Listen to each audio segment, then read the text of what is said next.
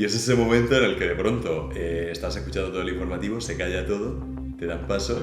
Escuchas tu nombre, ¿no? Manu Reyes, estoy seguro que alguno de nuestros equipos habría perdido la vida si por casualidad llegamos a estar por la zona, porque no nos habríamos subido a un balcón, no habríamos ido a repisa, habríamos abierto el maletero y nos habríamos puesto a grabar. Esa credibilidad que se te presupone ya es una responsabilidad. Totalmente. El contarlo luego amplificado por un medio, por redes sociales, ya es otra responsabilidad. Fíjate que para gente soy rojo y para gente soy facha. Veo cómo los bomberos y el coche fúnebre está intentando forzar una puerta, los bomberos forestales.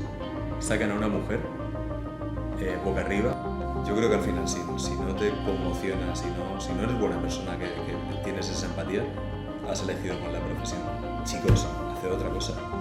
Ya. No os va a hacer felices esto, no os van a pagar bien. Nos dice nuestro coordinador Carlos López, descansad los que podáis, porque lo que estamos viviendo y vamos a vivir a partir de mañana es histórico. Absolutamente nadie me ha llegado a decir, yo lo vi, yo estuve, yo he visto, yo tengo pruebas. Nadie, porque es mentira.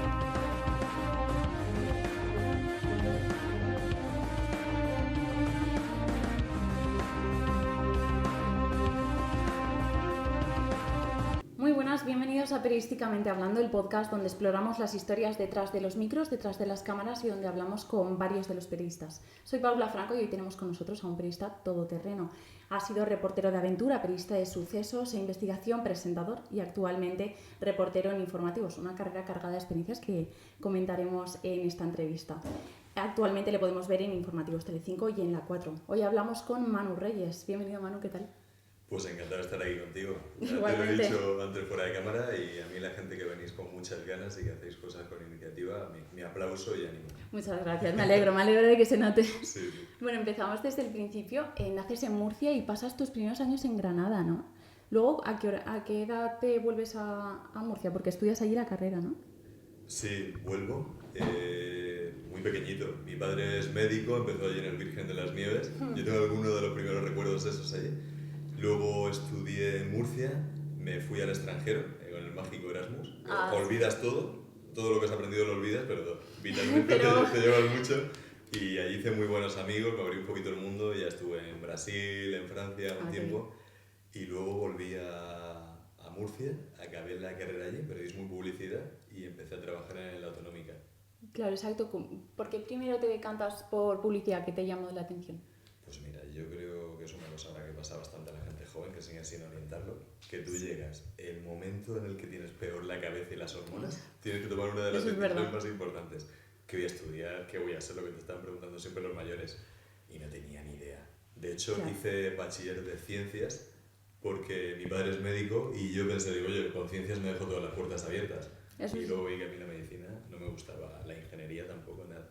Y un día viendo una peli, dije, oye, pues yo soy bastante creativo y tal. Vi una peli que eran publicistas y dije, pues esto por elegir algo, porque en realidad nada. Claro. Y a raíz de ahí sí que vi que compartía muchas asignaturas y bloques con periodismo.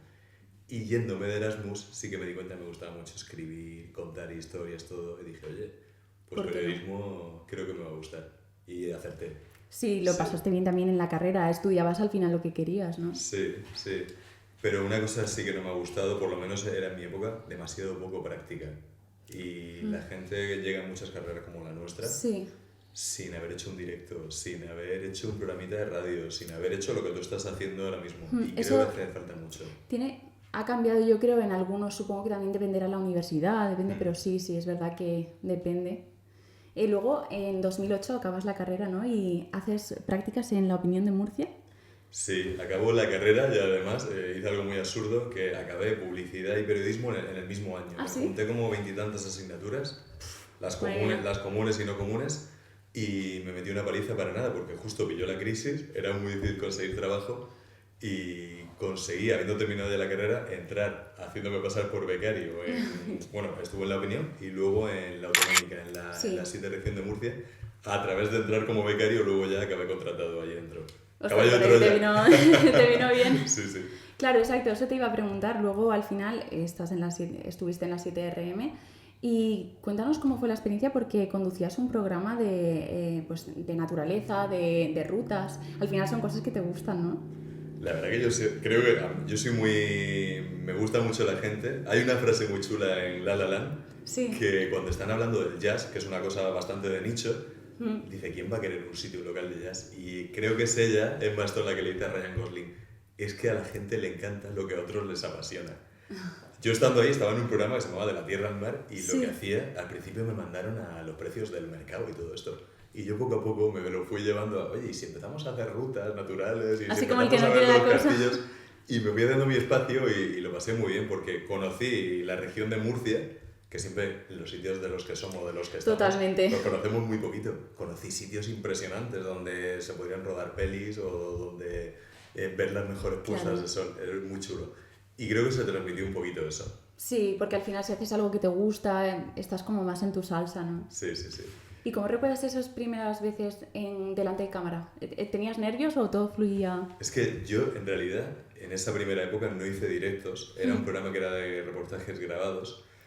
Pero creo que a lo mejor te refieres a algo que yo he dicho alguna vez de mi primer directo en 4, ¿no? Bueno, claro, eso ya supongo que es diferente, ¿no? Porque, claro, grabado... Efectivamente, mira, me acuerdo perfectamente, el primer fin de semana, además fue aquí, en Comunidad Valenciana, hice algunos sucesos, exclusivas en las 7, conseguí la oportunidad de hacer unas sustituciones en verano. Vine tanto para A3 Media como para Mediaset, hice la entrevista con los dos responsables el mismo día.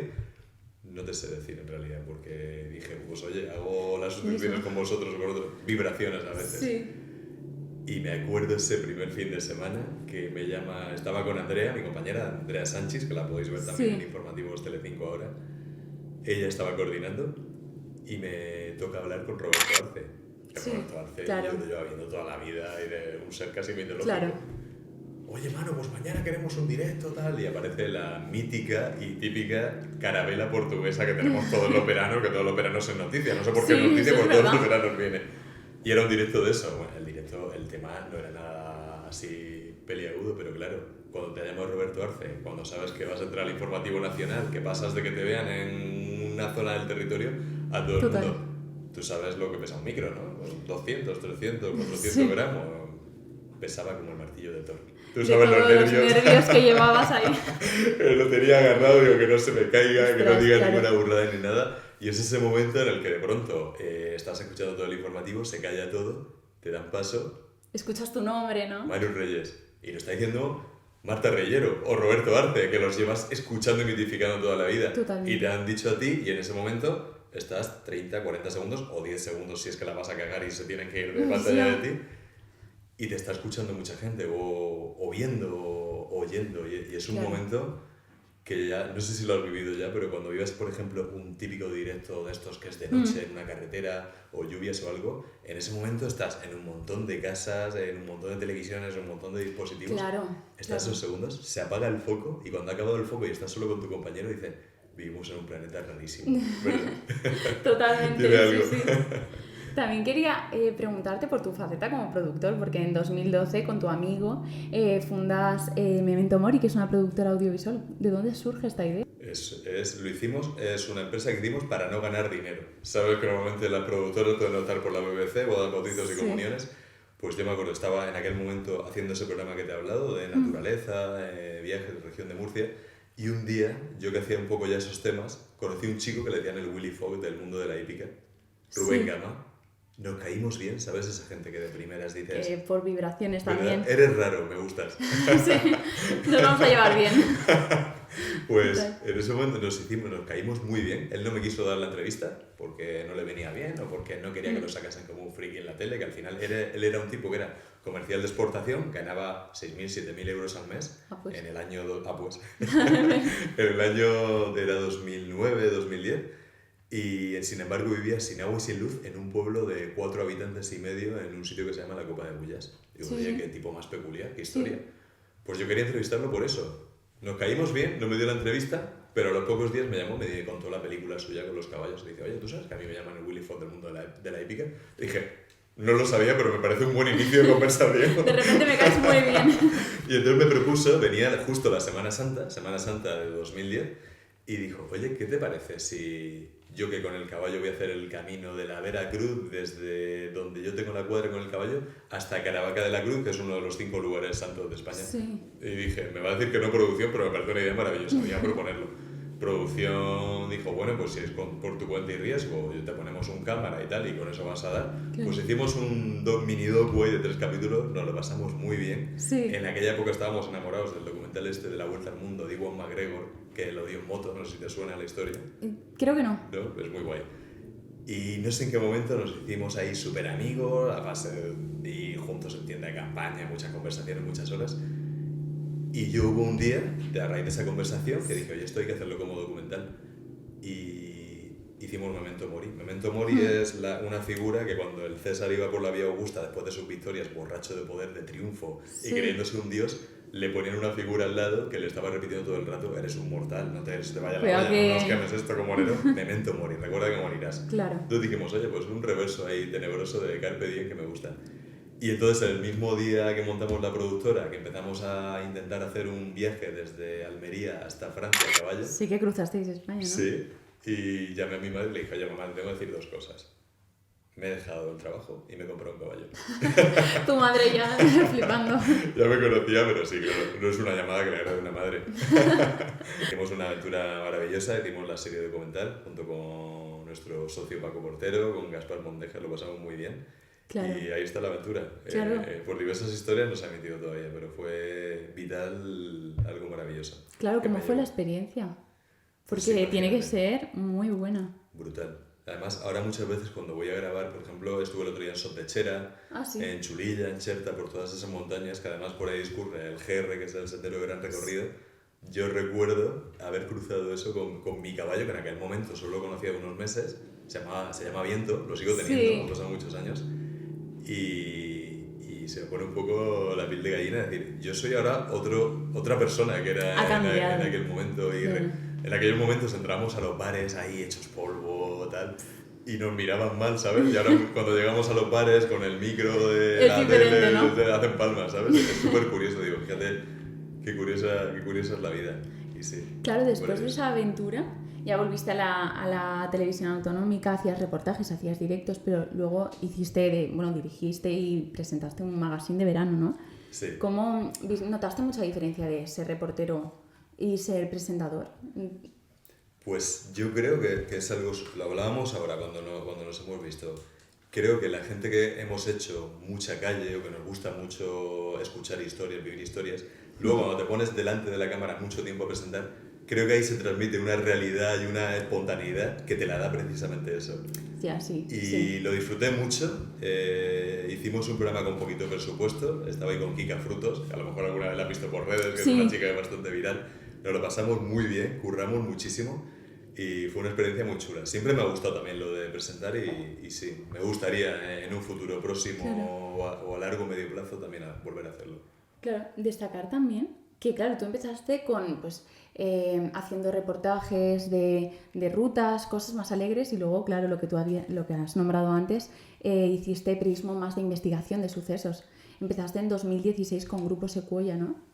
Efectivamente, sí. Pasé, además, ese verano, justo venía de hacer sucesos, hice ese programa y volví a hacer sucesos, con lo cual pasé de ser el detective de la crónica negra al chico simpático, al rubio de la playa. Claro. Entonces, el contraste era un poco, a veces una señora me abría la puerta y me decía, anda, el presentador de la playa. Y digo, pues señora, vengo por otro motivo más oscuro. Pues ahora no va a ser lo mismo. Sí, claro. Era curioso. ¿Tú también te sentías cómodo también haciendo ese tipo de periodismo o echabas de menos a lo mejor un poco más? Son 2 caras muy diferentes de la comunicación del periodismo, pero a mí y la investigación, el conseguir un contacto, una entrevista, llegar a un sitio. Hoy, por ejemplo, tenía muy poquito de investigación, pero hemos ido al incendio de Castellón. Sí. Hay muchos diferentes compañeros, muchas formas de hacer las cosas. Para mí, plantar el directo simplemente y entrevistar al bombero que hay ahí, pues a mí me gusta más meterme por el edificio, ver un poco qué ha pasado, el señor que te cuenta, pues mira, esto que parece que los cristales se han roto por el incendio ha sido porque hubo una explosión, porque fíjate que la mosquitera la tengo intacta. Meterte luego, ir al patio de atrás, ver los mejores planos.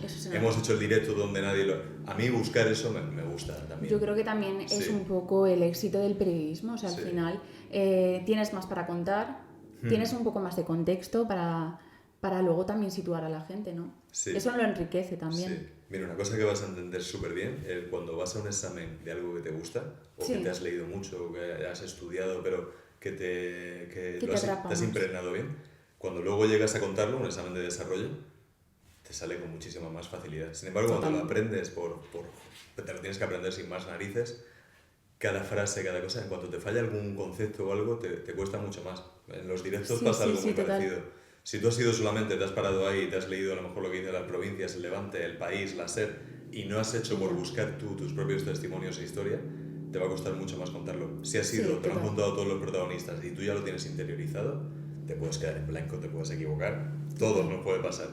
Pero va a ser mucho más difícil que tú pierdas esa información y que no la cuentes de una manera natural, que le pueda llegar más a la gente a lo mejor. Claro, porque le vas a dar algo más. Eso también la gente en sus casas lo nota. Yo creo que sí, a mí me gusta pensar que sí. Incluso hay una cosa que a mí me parece fascinante, la diferencia entre un falso directo y un directo. A priori, el espectador no tiene por qué notar nada, ¿no? No, que va, porque al final lo que es la grabación es lo mismo, la misma, ¿no? Entonces, ¿por qué hacemos directos, verdad?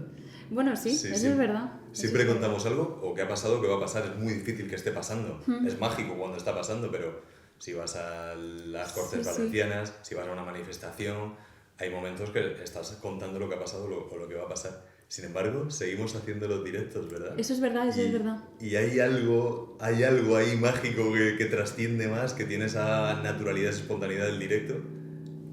Sí. Que tú también lo notas en casa y dices, es que está ahí y me lo está contando ahí, está ahí ahora mismo. Le vamos a dar un truco a la gente. Cuando ponga directo es directo y cuando pone solo la localidad, damas y caballeros, fijaos en la luz, que lo mismo no es la luz. Claro, te quería preguntar, porque en tu etapa de periodista de sucesos conseguiste muchas exclusivas, ¿no? La verdad que ¿Alguna? sí, conseguimos bastantes. Además, aunque estábamos en ámbito autonómico, fueron a nivel nacional. Exacto. Y estaba con Manu Villena, que es un gran cámara / reportero y compañero mío, con Paco Portero y con Susana Besa, que había hecho Policías en Acción y tal. Y ella, que yo siempre había hecho algo así como más entretenimiento, aventura y tal, me encauzó un poquito por ahí, vio algo en mí que dijo, oye, yo creo que te puedo sacar punta por aquí. Y fue gracias a eso ya que pasé a Nacional, así que muy agradecido. Aunque es algo a lo mejor a priori más desagradecido, pero ese rigor de la información y de buscarla y de darla es apasionante también. Totalmente. Bueno, eso fue hasta 2018, ¿no? Porque luego te llaman, te vienes para aquí, para Valencia, con informativos Telecinco y 4. ¿Cómo surge esa oportunidad? Pues fue justo a raíz de esas exclusivas. Susana se vino por aquí, preguntaron por alguien, pasaron mi currículum, les gustó, me llamaron. Yo me acuerdo que en ese momento era una decisión, ahora la veo con perspectiva y dices, oye, pues hiciste bien en arriesgarte, pero ¿cuántas veces nos pasa que dices, oye, yo estaba allí presentando, tenía mi espacio, mi sección, estaba cómodo, estaba cerca de mi familia, casa, también todo en Murcia mucho más barato que en Valencia, que en Madrid, que en Barcelona. Pues no tendría a lo mejor que haberlo hecho, pero dije, oye, pues intento dar el salto. Si sale bien, y si no, pues nada. Claro. Pues para casa otra vez. Y que yo creo que es un salto grande. Sí, claro, ¿qué significó grande para ti? ¿Cómo te adaptaste? Pues fue todo muy diferente, porque claro, yo allí tenía espacio para hacer reportajes de 4 minutos, 5 minutos. A veces los miro y digo, oye, vaya cosas hacíamos, de salir sin ningún tema, todo más espontáneo, más... Claro. Y ahora era llegar aquí, concentrar los directos en 20, 30, 40 segundos, los reportajes. Ahora estoy llevándomelos un poco a mi terreno, tengo que decirlo. Damas y caballeros, amigos de Noticias 4, de equipazo, que los quiero mucho. Que lo sepáis. Pero he pasado de esas piezas de 1 minuto 10, 1 minuto 20, ya voy por 1 minuto 46, 1 minuto 50. Los vas alargando ya poco a poco, sí. como el que no quiere la cosa. Oye, y las van subiendo ahí a las redes y todo les gusta. A mí siempre me gusta mucho el reportaje, el buscar tú los testimonios, la historia, conducirla un poco, tenerlo muy claro, locutarla y luego plasmarla. Y oye, da mucho gusto cuando ves que Noticias 4 ha subido a sus redes, que ha emitido tu reportaje y te sientes bastante bien. Sí, porque es algo que tú también has tenido la iniciativa, ¿no? Y ver que tu idea sirve. Sí, sí, sí. Y cómo las orienta. Hay muchas formas de contar Exacto, algo. claro. Seguramente lo que tú montarías de esta entrevista, lo que montaría tu compañero o lo que montaría yo, sería súper diferente. Totalmente. Y estamos teniendo la misma conversación, estamos los tres en el mismo sitio. Eso Total. tiene algo, ¿verdad? Y a lo Sí. mejor tú le meterías un off y él le metería a lo mejor una intro con imágenes y yo... Total. Lo Cualquier dejo cosa. crudo. Y ya está. Pero sí, tiene... Los puntos de vista son muy chulos. Claro, aparte de pues ese salto de televisiones, también, ¿cómo fue tu llegada a Valencia? Pues yo, la verdad que Valencia para mí ha sido un absoluto descubrimiento. Yo viví en Italia y me enamoré de Italia, me costó mucho volver. Y al venir a Valencia, que siempre había tenido Valencia, la típica escapada a ver la Ciudad de las Artes o el Oceanographic, Biopar, ¿no? Las típicas visitas, una boda. Claro. No había sabido valorar la magia de ciudad que es, porque no es tan grande como Madrid o como Barcelona. Y no tiene tanto ajetreo, yo creo. Bueno, ahora estamos invadidos, ¿eh? Ahora se está convirtiendo un poco en la Barcelona post-olímpica, ¿verdad? Pero está muy viva, tiene mucha gente, tiene mucha oferta cultural, tiene muchísimos restaurantes. Me encanta que conserve todavía cines en el centro, que eso me parece mágico. Bueno, claro. Soy fan de los Lis. Y me he enamorado de Valencia. Me enamoré de Valencia. Tanto es así que mis compañeros todos viven más o menos en una zona y todo, y yo tanto que digo, joder, si tenemos este mar maravilloso al lado. Siempre he ido buscando estar viviendo un poco cerca del mar, ¿no? Sí. Bueno, empezaste en Informativos Telecinco y en 4 como redactor, como reportero, pero bueno, a partir de 2021 ya eres coordinador, ¿no? Tanto en Informativos Telecinco como en 4 en fin de semana, la zona de Levante, ¿no? Sí, eso es una responsabilidad muy grande porque la Comunidad Valenciana también abarca un poquito Murcia. A veces llegamos Teruel, Aragón y La Mancha. Me acuerdo una frase muy graciosa de unos compañeros que era como cuando Mufasa coge a Simba, dice, todo lo que veas que baña la luz pues es tuyo. Entonces toda esa información, toda esa cantidad informativa, porque aquí tenemos política, economía, turismo, claro. Sociedad, cultural, tenemos muchísimo, entonces abarcarlo todo. En fin de semana éramos 3-4 equipos con 8 compañeros para llegar a todo, para ofrecer todo, para contarlo todo. Muchas veces era complicado y siempre aparecía el suceso de última hora del domingo por la tarde, cuando ya estabas a punto de recoger de irte a descansar, porque te quitaba el alma de ese turno. Te rompe un poco. Te rompe. Pero bueno, se iba y se completaba todo y había muy buena comunicación con los equipos, con las ediciones de fin de semana. Y fue una época que yo lo decía, digo, soy un vampiro, porque yo hacía vida de lunes a jueves a contracorriente, todo el mundo estaba trabajando y tú estabas ahí ocioso. Y luego llegaba el jueves, el viernes, sábado y domingo, cuando todo el mundo está haciendo vida y tú no parabas. Sí, sí. Pero le cogí el gustillo, ¿eh? ¿Cómo es un día en tu trabajo? ¿Cómo es tu rutina? Me levanto muy temprano, además lo puedes comprobar por mis stories, ¿eh? Sí, sí, totalmente. 5:44, 5:30. Eso he visto hoy, justo 5 y algo. Sí, siempre pongo alguna foto así, ahora me ha dado por poner fotos en blanco y negro de actores o películas. Y a esa hora ya estoy tomando el primer café, preparo a Thor, que es un cruce de perro lobo con malamute, es una bestia. Total. Y salimos a correr, echamos 40-45 minutos, vuelvo a casa, ya le pongo su desayuno, yo me voy. Entro a las 8:30 a redacción, vemos los temas, la actualidad, hacemos unas propuestas. Ahora mismo con la Dana estamos nosotros proponiendo casi temas a diario. Hacemos un reportaje, luego normalmente también hacemos un directo. Sí. Y luego una vez terminado el directo volvemos, vemos un poquito qué podemos tener para el día siguiente. A las 3:30, 4 suelo comer, salir y ya luego si me queda energía un poquito al gym y para casa. A ver si pillo la puesta de sol, claro. Una cerveza ya... Y lo mejor. Y desaparezco el planeta. Es lo mejor ya para desconectar, sí, ¿no? Sí, la verdad que sí. Claro, ¿cómo con tanto tiempo haciendo de reportajes, haciendo directos, tendrás un montón de anécdotas, ¿no? Sí. ¿Cuál dirías que es la que más te ha marcado? ¿Qué prefieres? ¿De aventura, de sucesos? Pues mira, de sucesos y venga. Una así más alegre. De sucesos, mira, tenemos muchísimas muy recientes, pero yo, más que de sucesos, venga, te cuento algo de la... No sé si querías hablar luego solo de la Dana o no. Lo que surja. Vale, pues mira, el día 28 de octubre nosotros ya estábamos con el agua a rodillas por Castellón porque había una inundación por el desierto de las Palmeras, en provincia de Castellón. Y volvemos y el día 29 estamos ya Catadau Llombai viendo lo que está pasando. Se nos cortó el directo porque cayó un rayo. Claro, O sea, ostras. ya se veía lo que iba a pasar. No hay excusa para nadie que nuestros dirigentes que digan no hay excusa. O sea, lo estábamos diciendo, lo estábamos viviendo. De hecho, estoy seguro que alguno de nuestros equipos habría perdido la vida si por casualidad llegamos a estar por la zona. Porque no nos habríamos subido a un balcón, no habríamos ido a repisa, habríamos abierto el maletero y nos habríamos puesto a grabar. Claro, claro. Y nos hubiese enganchado el agua y nos hubiéramos salvado, porque además siempre intentas, llevamos unas mochilas para los directos que valen miles de euros, no lo dejas en el equipo. Lo primero que piensas es proteger. Salvar el equipo total, claro. No lo habríamos contado y ese chivo hay que cambiarlo. Y pasa ese día 29, todavía no éramos conscientes de lo que había pasado, varios compañeros, unos se quedaron atrapados en la A3, otros no podían salir de la zona. Yo sí que salí un poquito antes y conseguí llegar a casa cuando escucho la llamada al alcalde de Utiel de lo que estaba pasando allí. Me quedo a cuadros. Claro. Todos nos coordinamos. Nos dice nuestro coordinador Carlos López, descansad los que podáis porque lo que estamos viviendo y vamos a vivir a partir de mañana es histórico. Qué fuerte. Nos quedamos ahí y cuando yo al día siguiente paso Valencia, veo la gente con las bicis, veo la vida normal, el turismo, tercera ciudad de España que hablábamos, cruzas 5 kilómetros y empiezas a ver el fin del mundo. Fachada absolutamente reventada, como podéis ver aquí, ha destrozado viviendas, casas enteras. El acceso a Picaña, Paiporta, desde Torrent, como podéis ver, lo que se vivió aquí ayer fue monstruoso. Vehículos atrapados, están rescatando personas, cuerpos.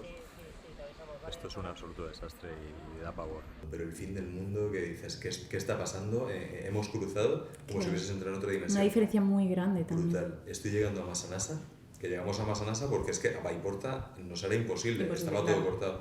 Llegamos a Massanassa, aparcamos, nosotros siempre llevamos por las inundaciones, por las lluvias, por las danas, las botas de agua, los pantalones impermeables y tal, y empezamos a entrar ahí, se nos va la cobertura, empezamos a entrar por la calle Ausi Smart de Massanassa. Vemos una señora con su perrito, otro hombre con una bolsa con los niños, las miradas perdidas, una escena apocalíptica, y estás avanzando y veo cómo los bomberos y el coche fúnebre está intentando forzar una puerta, los bomberos forestales. Sacan a una mujer, boca arriba, una mujer mayor, y nunca se me va a olvidar, Dorita. Y yo creía que estaba muerta, le digo a mi compañero, no la grabes, porque no la han podido tapar ni nada, por respeto a la familia y tal, esto no la grabes. Cuando veo que de pronto los bomberos la incorporan y la mujer hace así, abre los ojos, digo, hostia, que estaba viva. Ostras. Me voy a hablar con ella y me cuenta que había estado con el cadáver de su cuñada en la casa, pero es que en la puerta de al lado están sacando otro cadáver. Viene el hijo del hombre fallecido, me ve con el micro, me quita el micro, lo tira al lodo, me saca una palanca, claro, o sea, creo que estábamos ahí con el morbo, nosotros acabamos de aterrizar, no sabemos tampoco esta parte. Claro. Yo a esa persona no le podía decir nada, ¿sabes? Porque entiendes un poco también la situación. De lo que está pensando él, también todo lo que han hecho muchos compañeros mal, de morbo, de abusar de la confianza de la gente, ¿no? Un poco que se rompió ahí. Sí. Y eso ya es todo lo contrario. Ahora vamos por la zona de la Dana, nos abrazan, nos dan las gracias porque sigamos ahí contando, pero claro, esos primeros momentos era... Yo he estado en Ucrania cuando estalló, Ucrania era un paseo por el campo, era un paraíso comparado con lo que hemos vivido aquí en la zona de la Dana. Bueno, es que ha sido una situación muy, muy fuerte. Sí, yo creo que no se ha vivido nunca un desastre igual en nuestro país. Claro, como periodista, ¿cómo lo viviste? O sea, claro, bueno, me contabas que lo has estado cubriendo, al final lo sigues cubriendo. Sí. Claro, ¿cómo se vive? Sobre todo ese mismo día o esos días de después. Yo me acuerdo de esa semana, al final vas con la cámara y el micro e intentas, te rompe cada historia, digo, yo creo que al final si no te conmociona, si no eres buena persona, que tienes esa empatía, has elegido mal la profesión, porque también la gente va a agradecer que muchas veces venía gente, aunque estamos grabando otra cosa, a contarnos, y agradecían solamente escuchar. Claro. Solo que lo escuches te lo agradecían y decías, y te está dando las gracias, y si es que me da esta vergüenza estar aquí. Ya. Y me acuerdo al final de la semana, no había llorado en toda la semana, pero al final de la semana, cuando cogí el coche y estaba volviendo para casa, sabía que yo iba a mi casa bien a descansar un par de días, y ver todo lo que había vivido, te pones a respirar, mira, de eso que lloras en silencio, que se te caen las lágrimas, porque dices, esa gente está, aparte estaban solos, estuvieron solos, tú lo sabes. Hombre, claro. Hasta los 4 primeros días, ahí no llegó nadie, ahí no ayudaba a nadie. Un crimen, absolutamente, claro. una vergüenza. Claro, total. Qué sufrimiento. Bueno, claro, y que tú lo viviste también un poco en persona, Sí, lo sabrás también. Sí. ¿Y alguna anécdota así un poco más alegre? Sí. ¿Se te queda? ¿Alguna seguro que se te queda? Vamos a cambiar un poco. Sí. Pues muchas divertidas. Tendrás un montón Sí, también, sí. sobre todo de directos, supongo. Sí, directos, mira, me acuerdo el Gay Parade o el desfile del orgullo gay en Benidorm. Sí. Me acuerdo que estábamos allí, estábamos para entrar en directo y vinieron 2 señoras inglesas que estaban como cubas y yo estaba a punto de entrar en directo, eso estaba así intentando aguantar un poco la risa, el ambiente que había era bueno y, Sí. mira, empezaron las señoras inglesas, iban es que no era acoso ni era nada porque iban borrachísimas, o sea, podía haber sido yo, podía haber sido un árbol, me empezaron así a tocar la cara y a darme besos de esos de abuela aquí, ¿sabes? Que salí en el directo con todo eso. Y luego un Qué momento fuerte. maravilloso, me acuerdo del viaje este documental que hicimos que iba con viento, mira, me acuerdo Sí. en Morella, nos recibieron como 40, 50 jinetes para llegar a Morella, yo no conocía Morella. Y estábamos subiendo las escaleras, porque las escaleras de Morella están hechas para la época medieval. Si te das cuenta, los peldaños de la propia calle pues son muy largos, que dices, ¿por qué son tan largos? Claro, era para que los señores medievales en aquella época, la gente que iba a caballo, pudiese subirlos con el caballo y el caballo no hiciesen las escaleras, se despeñase. Sí, claro. Iba claro. por ahí y me acuerdo, estaba justo la luz de ya el atardecer, no era puesta de sol todavía, pero estaba entrando así de frente. Iba con los jinetes y se escuchaban los pasos por los adoquines y la calle iba retumbando. Íbamos agotados, muertos de cansancio. Hacíamos la mitad del camino andando y la mitad con el caballo. Sí. Y me acuerdo que en ese momento Viento se giró y me miró, así con la luz esa del sol. Me estaban llorando los ojos del viento y de la luz y del cansancio. Y me miró y se me quedó un rato mirándome mientras íbamos así andando. Y yo ahí le prometí y dije, porque yo lo había comprado con la idea de acabar el documental y venderlo. Claro. Y yo le prometí, dije, tú te quedas para siempre conmigo. Sí, ahí dijiste, ya no te puedo dejar, sí. ¿no? En ese momento lo decidí y fue muy mágico. Y luego otro día, ya llegando al Prepirineo, había una luna llena que reflejaba ahí en la montaña blanca todo completamente y nos daba a nosotros y Viento estaba de color con la luz de la luna llena azulado y se me tumbó al lado. Que los caballos nunca se tumban para dormir, dan cabezadas de pie. Claro. Pues se me tumbó al lado así, mientras yo estaba durmiendo, y abrí los ojos y me quedé así mirándolo y la escena me pareció tan mágica. De película también, Yo que soy ¿no? fan de La historia interminable, Sí. que dije, jo, qué momento me llevo, ¿eh? Esto cuando, de eso que dicen que morimos, que la vida pasa por delante de los ojos, digo... Seguro, aquí eso seguro. Aquí voy para un rato, no en ver Netflix ni nada de eso. Total.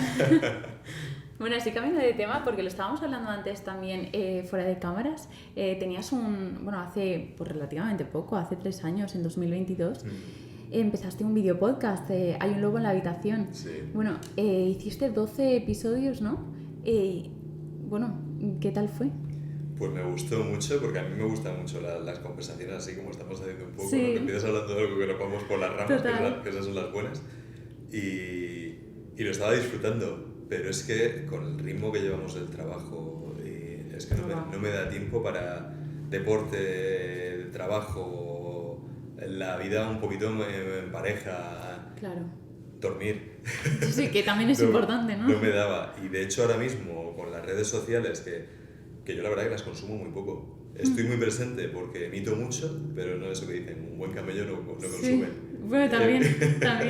Emito mucho, pero no consumo nada. Pero sin embargo, el llevarlas un poco al día, compartir los reportajes, la cuenta que tengo de mi perro también funciona mucho y voy actualizando Claro. un poquito, es que no me da la vida, ¿eh? Ya. Ojalá que el día durase 40 horas, porque es que no da tiempo. Y me encantaría, Qué porque el va. podcast lo disfrutaba mucho y creo que es importante. Claro, ¿piensas retomarlo cuando veas que tienes tiempo o hacer capítulos sueltos? Sí, me gustaría, y me gustaría a lo mejor un poco otro formato, de poder ir a los sitios. Un poco lo que estás haciendo tú, que te he Sí. visto que has ido a Madrid, Claro. que has hablado con compañeros, con periodistas. Sí, eso está muy bien. Poder darle por ahí, porque creo que lo disfrutas mucho, incluso a la hora de luego de editarlo, de subirlo, de esos clips. Totalmente. ¿Qué nos podíamos encontrar ahí en tu podcast? ¿De qué iba? Pues era de conversaciones. Yo creo que una buena conversación, una buena historia es, junto con montar en moto y a caballo, esa frase, ¿no? Creo que es de lo más divertido que se puede hacer con ropa. y me acuerdo, mira, desde hablar con Noa Igón, la chica de las enfermedades raras, Sí. fue mi segunda invitada porque Con ella he hablado muy poquitas veces, pero he tenido momentos de conexión. Por ejemplo, en plena pandemia, un directo que yo hice justo en el Hospital La Fe, me escribió ella por Twitter, dice, una de las ventanitas de luz de las que hablabas en el directo y tal, era yo, que prácticamente vivo aquí, hablamos un poquito de su historia. Sí. Y es fascinante. Luego tuve el primer capítulo, tuve a Chuso Jones, que yo con Chuso Jones siempre nos hemos ido cruzando. Y un tío muy interesante de cómo su vida cambió por ese vídeo que hizo viral del Macauto, ¿no? Total. Y luego gente muy interesante de misterio, de ciencia, matemáticos. Me gustaba. Tuvimos también un bombero forestal, que veníamos de la época de los incendios, de la UME. Que al final son como varias conversaciones distintas, ¿no? Pero... Sí. Que pasa un poco eso.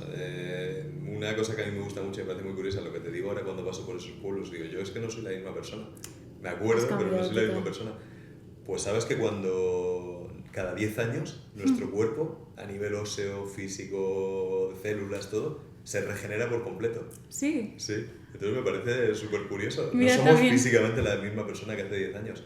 Y es un poco la paradoja del barco de Teseo, la sabes, ¿no? No. Cuéntala, a ver, y así también para quien no la sepa. El barco de Teseo habla de la tripulación que iba con él por la Grecia clásica antigua.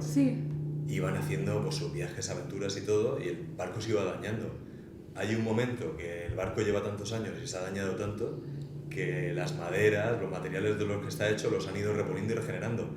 Pasados tantos años, el barco original no queda ni una sola pieza. Claro. Entonces, ¿cuál es el verdadero barco de Teseo? ¿Las piezas que se han quedado que iniciaron el viaje por el camino? ¿O las que se han regenerado y que forman parte del nuevo, que ya no es nada del original?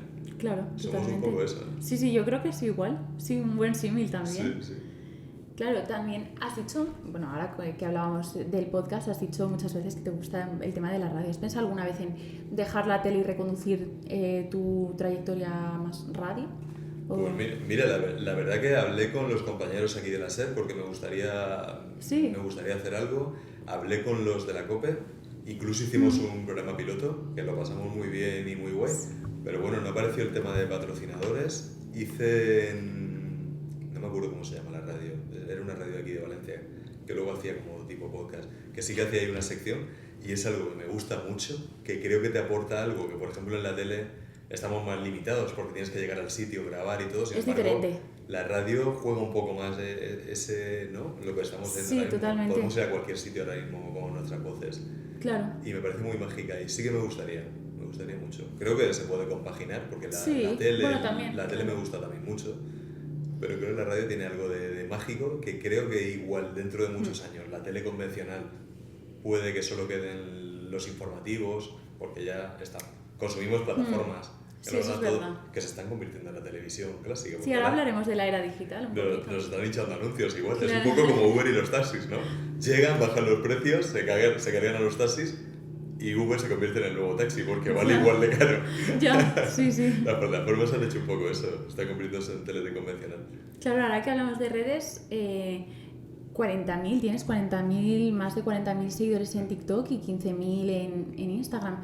También al final, sobre todo en TikTok, lo que haces es pues contar un poquito más del oficio, el detrás de las cámaras, también informar sobre la actualidad, sobre tus coberturas. Es un poco también una manera de sumarte en la profesión a esa era digital, ¿no? En que hablábamos.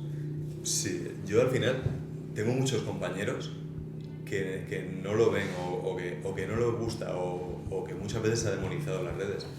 Yo al final pienso, digo, ostras, si tenemos en el bolsillo la biblioteca de Alejandría, ¿no? Ya, bueno, la puedes usar para hacer bailes estúpidos o lo puedes usar para comunicar o informarte o encontrar cosas maravillosas. Yo lo veo una herramienta muy chula y al contrario de lo que se dice mucho normalmente, ¿no? Siempre pasa, las viejas generaciones atacan a las nuevas. Sí. Que si los jóvenes, que si no están preparados, que si todo el día con eso. Yo pienso que nos venís vosotros con una capacidad narrativa y de síntesis de la información brutal, porque estáis acostumbrados a consumir en 20-30 segundos la información y a editar, crear y montar. Nosotros, hasta que no llegamos a lo Final Cut, a Premiere y tal, no sabíamos lo que era editar. Es que antes no se necesitaba tanto. Ahora tú con CapCut, que a mí me encanta. Sí. Pues puedes poner subtítulos fundidos, claro. Puedes hacer un montaje, puedes tapar. Tú ya sabes hacer una pieza. Claro, sí, eso es increíble, me parece maravilloso. Entonces, yo creo, al ser nativos digitales, claro, ¿no? Claro. Entonces, gente con buenas ideas y con pasión por contar cómo os pasa a vosotros, Sí.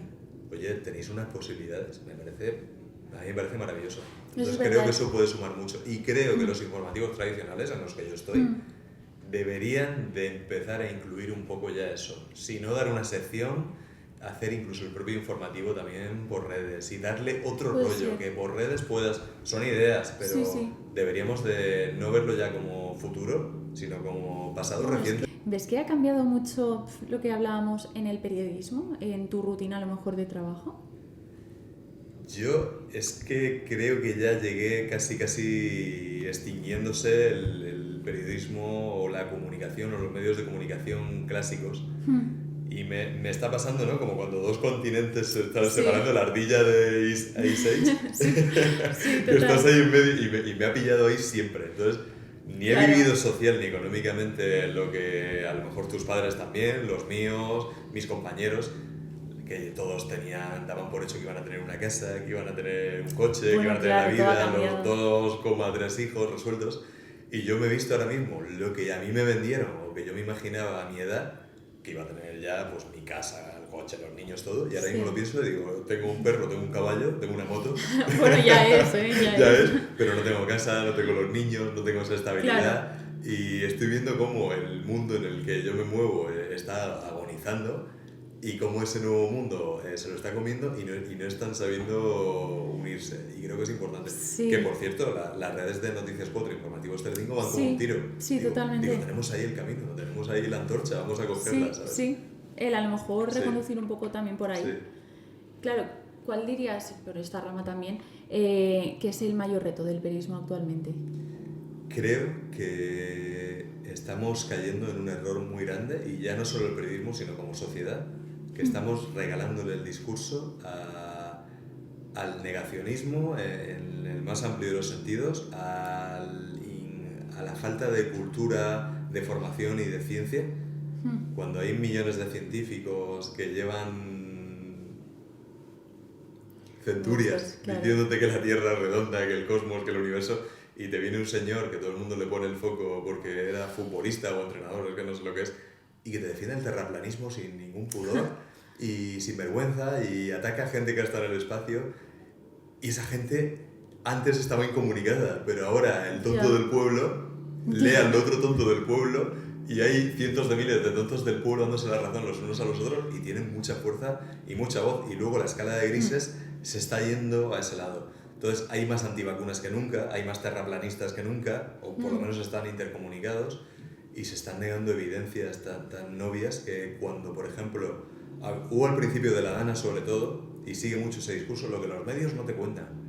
Y a mí me han llegado en mis propios vídeos, que yo hacía mi vídeo paralelo a lo que yo estaba informando, pues oye, un poquito lo que se quedaba fuera, o los reglones, o porque en un informativo se cuentan desde cosas de Washington a Valencia, a Madrid, a la política, no tiene cabida todo.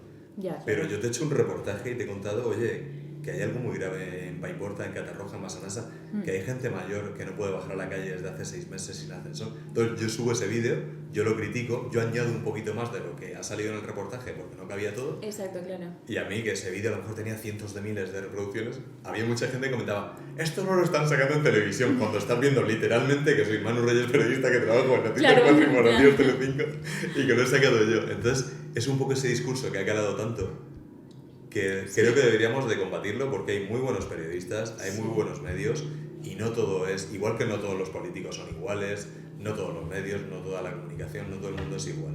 Y la gente también hay gente muy inteligente que te lo agradece y sabe cuando estás contando las cosas de verdad, pero está calando mucho eso y deberíamos de combatirlo. Claro, ¿qué le dirías a alguien que desconfía de los medios? Porque últimamente hay mucho.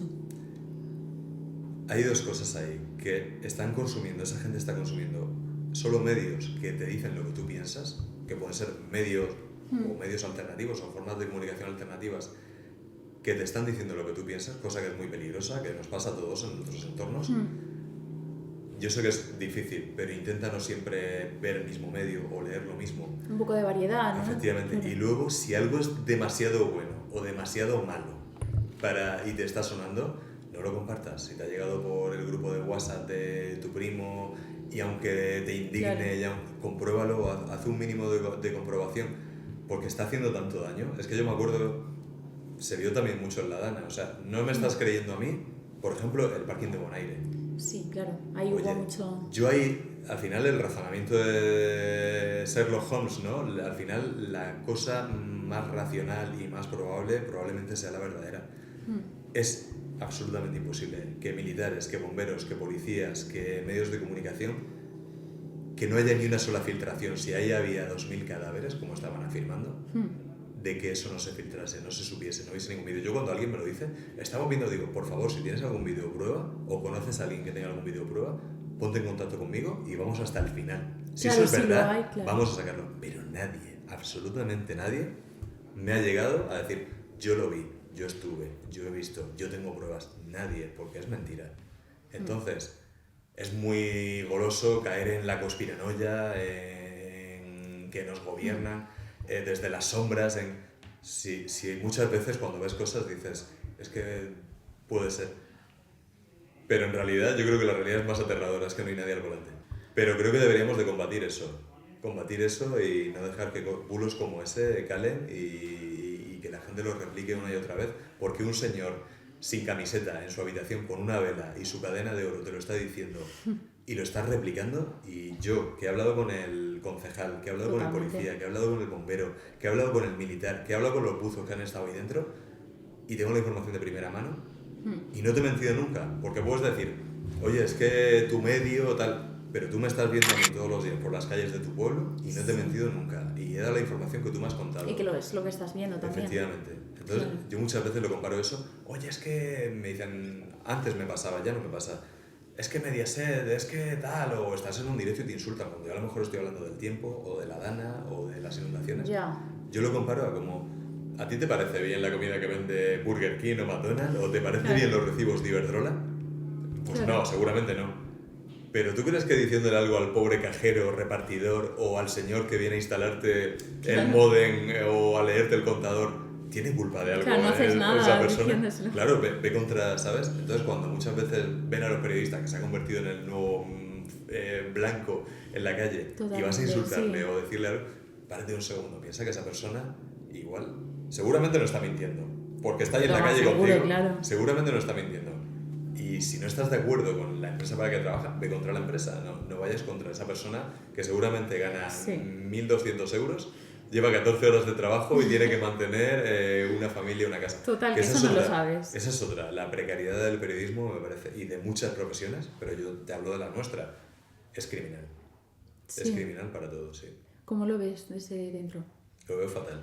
Lo veo increíble que gente que da todas sus horas de trabajo, que estamos muy expuestos, sobreexpuestos, que tenemos mucha responsabilidad porque cualquier fallo en nuestro trabajo se ve, igual que si un médico tiene un fallo se paga con 3 metros de tierra, que si un abogado lo hace mal, una persona puede acabar en un sitio que no tiene que acabar o no demostrar su inocencia o culpabilidad.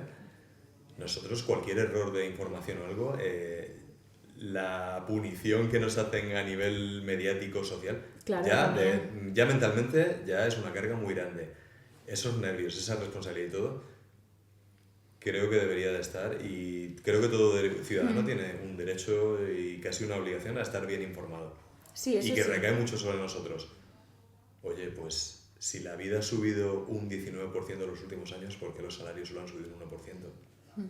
¿Por qué si en 1990 un profesor se podía comprar una casa con su salario de 4 o 5 años, ahora es totalmente imposible? Es que ha cambiado mucho la situación. Es increíble, es dantesco. Entonces estamos regalando todo, incluso en nuestras ciudades. Ahora no puedes vivir en Valencia, no puedes alquilar en Valencia, ni siquiera en la periferia de Valencia. Es muy complicado, sí. Trabajando en casi cualquier sector. Mi novia es ingeniera.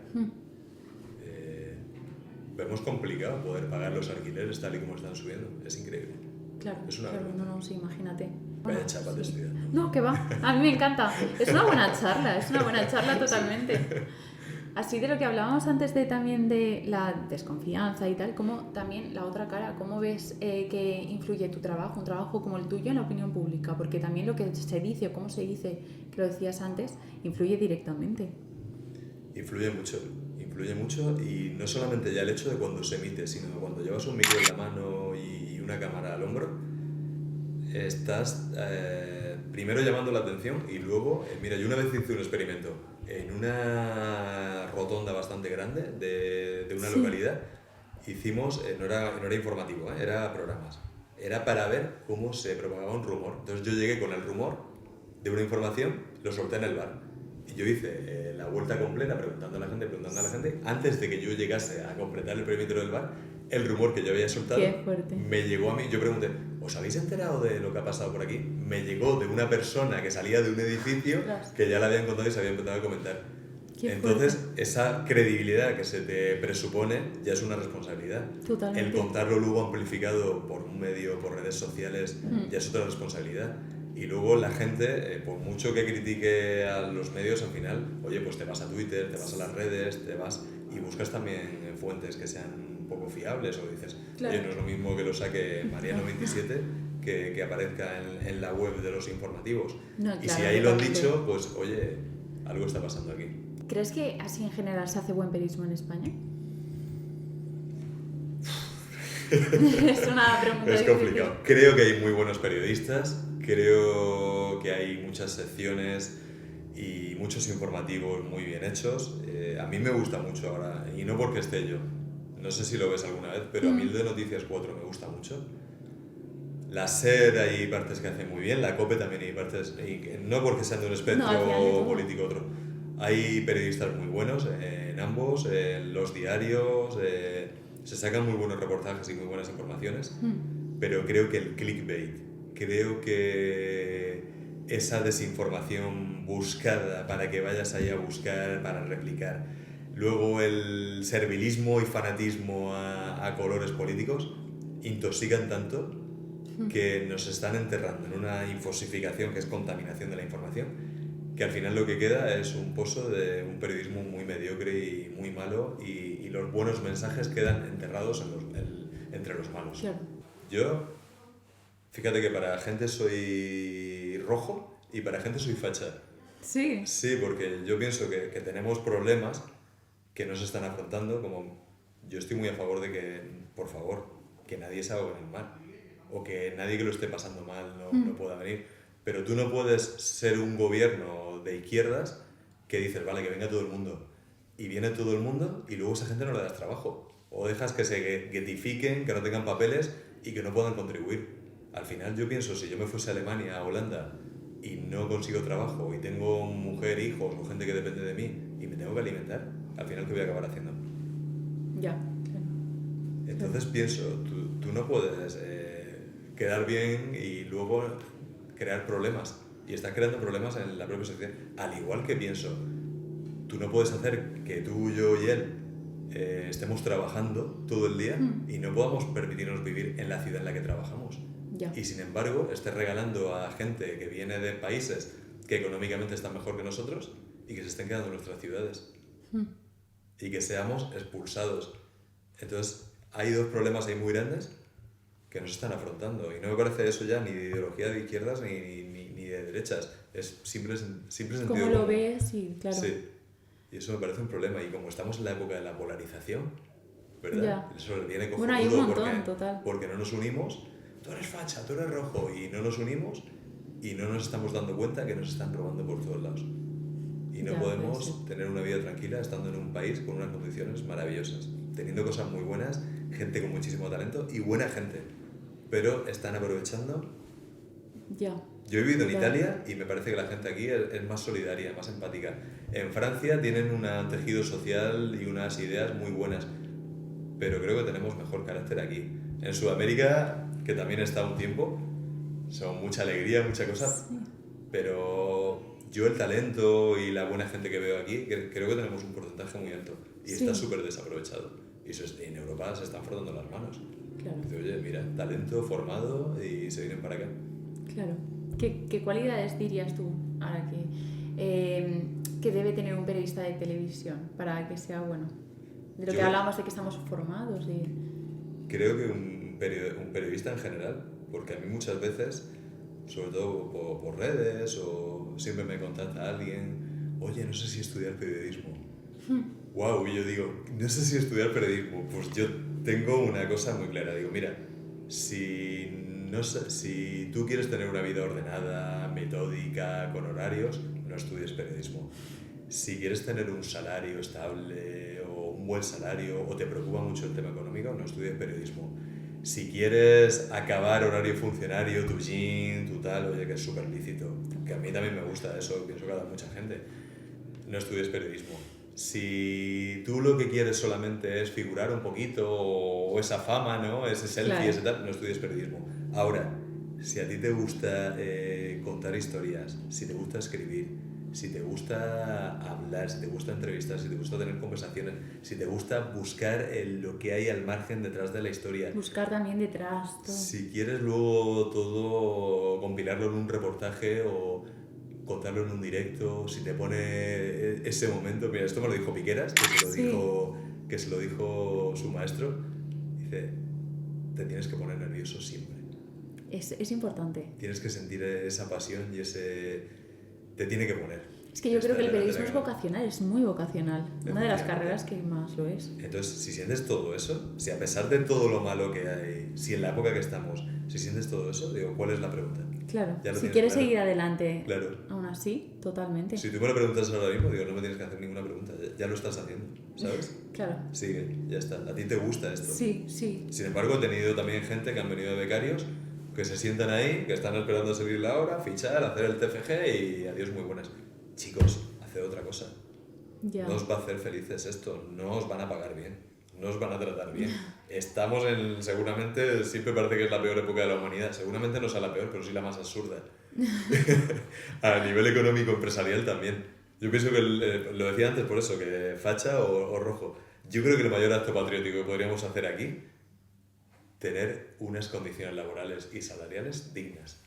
Eso haría que la gente comprase casas, comprase más en las tiendas, que fuésemos más al cine, a los restaurantes, tuviésemos hijos.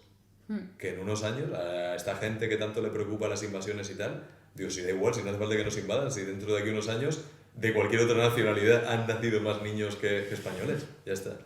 Entonces, me acuerdo lo que decía Joe Biden, ¿no? Biden more. Es verdad, Pagadle es más. verdad. Eso sí que sería patriotismo. Bueno, ¿a ti te gusta leer? ¿Te gusta escribir también? ¿Has pensado alguna vez en hacer algún libro? ¿Tienes pensado en escribir? Me apasiona escribir, me encanta. Creo no, me gusta más que cualquier... Sobre todo lo que hablamos de periodismo, de comunicar y todo, creo que es la manera más pura, más salvaje y más cruda, ¿no? Sí. Lo que decía Hemingway es, no existe escribir, existe sentarte delante de un folio y desangrarte.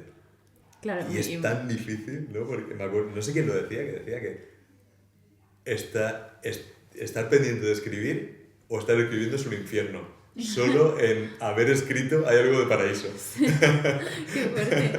Y siento un poco eso porque me encanta escribir, se me ocurren las ideas estas de madrugada y todo, pero el momento de sentarte ahí, cuando está costando sacarlo, es un esfuerzo cerebral. Totalmente. Y estoy preparando una novela, sí. muy despacio. Este verano que me operaron y tal, sí que escribí más de 100 folios y avancé bastantes capítulos. Ahora tengo 30 y pico capítulos, ahí cada uno separado por su lado. Y estoy escribiendo una historia que yo creo sinceramente que no funcionará, pero que es la que a mí me gustaría leer. Entonces, como es la que a mí me gustaría leer y me diría, wow, es la que voy a hacer. Y seguramente el día que la saque me sentiré muy orgulloso, se venderán 3 en las librerías, pero la habré hecho. ¿Quién sabe? Y a lo mejor no, ¿eh? Además estoy haciendo una cosa que digo, quiero que no que haya capítulos en plan, con todos mis respetos, que es un maestro y un dios, Ken Follett, sí. Pero yo Los Pilares de la Tierra, hasta que no llevaba 300 hojas, no me había enamorado. Y había capítulos que decía, o sea, 7 páginas de catedrales a lo mejor no necesito de describir el arco de contrapunto y todo esto, ¿no? Entonces me gusta que tenga un poco de ritmo. Y me gusta una cosa que es muy difícil y que yo creo que es un poco obscena decir, ¿no? Pero que cada página tenga algo que digas, wow, que te guste. Y por eso me está costando muchísimo. Y aparte, por lo que hablábamos del tiempo, que es una maldición la que tenemos en esta época con el tiempo, ¿eh? ¿Tú tienes tiempo? Uf, no, y muchas veces desearía que el día, lo que tú decías, tuviera 40 horas. ¿Ves? Totalmente. Tú tampoco, ¿verdad? Mira el cámara. Pobre, lo tenemos aquí. Ya, es total. Increíble, es increíble. Siempre hay los vídeos estos de los conspiranoicos que aparecen ahora, no sé si os han aparecido, que dice que desde el año de la pandemia, 2020... El tiempo corre muy deprisa. Total. Y muchas veces me quedo así y digo, ¿cómo han pasado 5 años de 2020? va mucho más rápido. Y no sé si es porque nos vamos haciendo más mayores o porque Yo creo cada que vez hacemos más cosas y hay que hacer más cosas, como los viajes, ¿verdad? Sí, sí, Te sí. vas de viaje, lo tienes que hacer todo tal y vuelves reventado. Este fin de semana pasado hice una escapada que me propuse. Digo, voy a hacer un viaje por la mañana, veo un par de sitios, por la tarde un libro, chimenea y un poco de vino. Eso está muy bien Y también. eso fue mágico, ¿eh? Sí, sí, eso me ha recuperado. Es que también a veces se necesita desconexión. Fíjate que me dedico a esto, os vais a dedicar a esto, pero creo que sería bastante feliz también limpiando barcos en un puerto. Por ejemplo. O en una granja ahí. A mí me haría muy feliz. Una casita rural ahí, cuidándola, Apartado mis animales, y si no tengo que hablar con nadie en 7 días, mi novia me lo dice, eres un sociópata muy bien adaptado. Porque no me gusta hablar, en realidad. Yo cuando salgo de aquí vivo cerca de un parque natural y me voy con Thor, y sí, es lo que voy a hacer ahora cuando salga. Si no me voy a pasar ahí 2 o 3 horas y luego vuelvo a casa, me pego una ducha, no. Claro. Sí, he hecho un amis, un ermitaño. ¿Hay algo que se te quede en el tintero? Algo que digas, todavía no lo he hecho, pero me gustaría hacerlo en el tema de periodismo, sobre todo? Pues mira, viajar más. Yo empecé periodismo porque me gustaba mucho el tema viajes. Estos típicos programas de hecho, tengo ahora 2 buenos amigos que están haciendo Murcianos por el Mundo. ¡Ay, qué bueno! Y mira, a mí me han mandado una foto que estaban en Miami, en el estadio de béisbol, y encima los han sacado en la Kiss Cam, que salían los súper felices. Digo, ostras, unos años de mi vida no me iría mal haciendo. Hombre, y las experiencias que se deben de salir de ahí, de ahí, total. ¿Verdad? Claro, es que aquí acabas de grabar, acabamos y estamos en nuestra ciudad que nos gusta mucho y tal, pero ostras, acabar en un Ulan Bator, en un Dubái o en un Túnez, tiene que ser fascinante. Tiene que ser genial. Ahora acabo de trabajar, voy a darme una vuelta, voy a escuchar aquí de qué están hablando. Totalmente. Esto, voy a hablar nosotros, voy a meter este bar de mala muerte, ¿verdad? Me parece fascinante. Sí, planeta, total. Eso, y me gustaría también presentar, volver a presentar, sí. Creo que ahí cerraría un poquito ya el círculo y ya igual pasar de la tele y montarme mi campo con mis animales. Claro, ahorrar como un proyecto, poquito, eso me encantaría como mucho. Proyecto de futuro profesional y personal, ¿sería eso? Sí, me gustaría mucho. Los animales, naturaleza, tranquilidad y poder leer y escribir. Mi felicidad absoluta sería poder vivir de escribir, estar ahí, aunque fuese algo así humilde, estar ahí en un sitio de naturaleza tranquilo y dedicarme a eso. Así como para terminar, ¿qué consejo le darías a alguien que quiere tirar por la rama de periodismo de tele? De tele, pues le recomendaría que esa pasión de la que hemos hablado la llevase por bandera, que siempre buscase las historias que te manden. Una vez me dieron un consejo cuando yo era becario, porque claro, a todos nos gusta hacer los temas que nos gustan, pero los que no, te cuesta más. Y me dijo, pues esos es en los que te tienes que esforzar más. Y hoy, por ejemplo, a mí no me apetecía nada ir al incendio, sobre todo porque estoy bastante volcado con la gente de la Dana y me debo y me gusta estar ahí con ellos y poder darles voz y seguir señalando las cosas que están mal. Claro. No me apetecía oír hoy, pero he ido con mi compañero, que también es amigo, Alfredo Jiménez, que es un cámara espectacular. Y una vez que hemos llegado allí, hemos querido hablar con todo el mundo, meternos ahí, buscar el mejor plano. Y era para contar una historia, que era un directo y un reportaje que iba a contar A, B y C, sencillo, porque además es Jueves Santo. Claro. Y hoy no hay mucha gente para hoy hacer ya las cosas. queda poco. Y mira, cuando hemos acabado los dos, a él lo han felicitado por el directo que hemos hecho, porque hemos enseñado todo el edificio, ha enseñado dónde se originó, luego que se quemó la fachada. O sea, todo. Sí, y a mí me han felicitado por el contenido del reportaje que habíamos hecho.